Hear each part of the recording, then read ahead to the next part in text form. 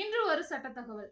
இன்றைய தகவலில் கணவனிடமிருந்து மனைவி ஜீவனாம்சம் பெற தேவையில்லை, எப்பொழுது என்று இந்த காணொளியில் காணலாம்.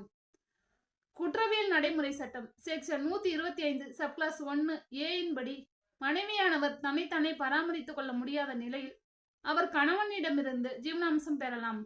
இந்த வழக்கில் மனைவியானவர் தான் வேலைக்கு செல்லவில்லை என்றும் தன் சம்பளம் வாங்கவில்லை என்றும் பொய்யாக கூறி நீதிமன்றத்தை அணுகியுள்ளார். எனவே நீதிமன்றமானது அவர் வேலைக்கு செல்வதாலும் சம்பளம் வாங்குவதாலும் அவர் தன்னைத்தானே பராமரித்துக் கொள்ள இயலும் என்று கூறி கணவனிடமிருந்து ஜீவனாம்சம் பெற தேவையில்லை என்று இந்த வழக்கில் அலகாபாத் உயர் நீதிமன்றம் தீர்ப்பு வழங்கியுள்ளது.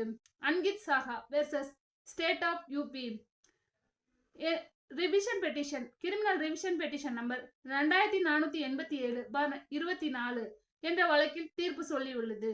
நன்றி, வணக்கம்.